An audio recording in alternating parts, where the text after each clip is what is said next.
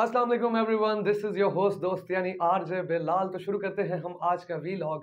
तो हुआ कुछ यूँ कि चौधरी गुलाम हुसैन साहब जो कि न्यूज़ एंकर हैं ARY के, उन्होंने एक पिटीशन सबमिट कराई सुप्रीम कोर्ट ऑफ पाकिस्तान में उस बिल के ख़िलाफ़ जिसका नाम है supreme court practices and procedure bill. अभी तक ये बिल साइन नहीं हुआ, लेकिन इसके ऊपर पिटीशंस जो हैं वो दायर हो गई हैं। हुआ कुछ यूँ था, पहले मैंने आपको अपने पिछले व्लॉग में बताया भी था कि एक दफ़ा ये बिल जो है वो पास हो के कौमी असम्बली से सेनेट में आया और सेनेट से ये सदर के पास गया और सदर ने इसे रिव्यू के लिए दोबारा नज़र-ए-फ़ानी के लिए कौमी असम्बली में भेजा। अब कौमी असम्बली में इसके ऊपर उन्होंने फिर दोबारा से मंजूर कर लिया और अब ये बिल जब वापस सदर के पास आएगा तो इसको सदर साइन नहीं करेंगे, बिल को कर दिया जाएगा चैलेंज। तो प्रॉब्लम ये खड़ी होगी कि अब जो सुप्रीम कोर्ट ने 8 रुकनी बेंच बनाया है, अब इस बेंच में सबसे ज़्यादा जो एक्टिव जज नज़र आ रहे हैं वो सारे के सारे 8 जजेस। चूँकि मैंने आपको पहले अपने व्लॉग में बताया था कि सुप्रीम कोर्ट में इस टाइम 15 जजेस बैठे हुए हैं और उन 15 जजेस में जो सीनियर जज हैं वही इख्तलाफी नोट लिखते रहे हैं और इख्तलाफी नोट में जस्टिस अतर मिन अल्लाह, जस्टिस मंदू खेल, जस्टिस काजी फाइज ईसा और ये सारे जज जो हैं वो सामने आते रहे हैं। चीफ जस्टिस साहब ने एक 8 रुकनी बेंच इसके ऊपर बना दिया है, हालांकि अभी ये कानून नहीं बना और अभी तक ये बिल है। अब इसके ऊपर जो 8 रुकनी बेंच बना है उसमें सीनियरिटी बेस देखा जाए तो जो सबसे बड़े जज हैं वो 6ठे नंबर पे हैं, फिर 8वें नंबर पे हैं, फिर 12वें नंबर पे हैं, फिर 13वें और 14वें नंबर पे हैं और 15वें नंबर पर लास्ट जज जो हैं।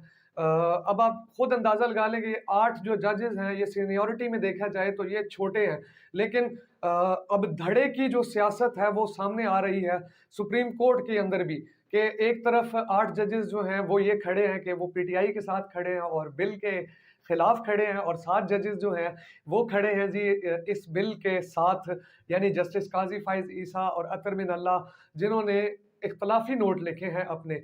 अब सुप्रीम कोर्ट में भी एक वाज़े बंटवारा नज़र आ रहा है, तो अब ये हुकूमत भी एक बयानिया कम से कम बनाने में कामयाब हो जाएगी कि ये देख लें जी सुप्रीम कोर्ट में क्या चल रहा है, हमारे बनाए हुए बिल को भी मंजूर नहीं किया जा रहा। कानून क्या कहता है कि जो हमारी आइन की बुक है उसमें ये लिखा हुआ है कि 342 मेंबर जो हैं वो पार्लियामेंट में बैठे होंगे तो ही किसी बिल पे बहस होगी और उसके बाद अपोजिशन उसके अंदर कुछ चेंजेस करवाएगी, बिल के ऊपर बहस होगी।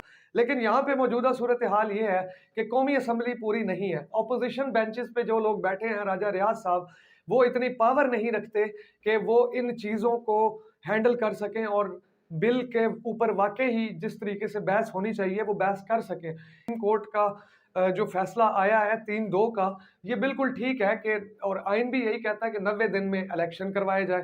तो अब ये जो फैसला 90 दिन में इलेक्शन का है, इसको पोस्टपोन करने के लिए एक बाकायदा से मूवमेंट तैयार की गई पार्लियामेंट की जानिब से भी। और अब जो पाकिस्तान में मैं आपको बताता चलूँ कि पिछले दिनों जो सूरत हाल, कल की जो सूरत हाल है, एतजाज़ अहसन भी, लतीफ़ खोसा भी और PTI भी, इवन इमरान खान साहब भी ये कहते हुए नज़र आए हैं कि वकला की एक तहरीक चलेगी और मुझे लग ऐसे ही रहा है कि वकला का एक मार्च जो है वो वापस इस्लामाबाद की जानिब इस सुप्रीम कोर्ट की प्रोटेक्शन के लिए चलने लगा है और आइंदा आने वाले दिनों में ये डेवलपमेंट भी आप होते हुए नज़र आएंगे। एक नैरेटिव बिल्ड किया गया पूरा कि किस तरीके से हमने इसको टैकल करना है। हुकूमत भी अब आमने सामने है और सुप्रीम कोर्ट भी आमने सामने है और PTI भी आमने सामने है।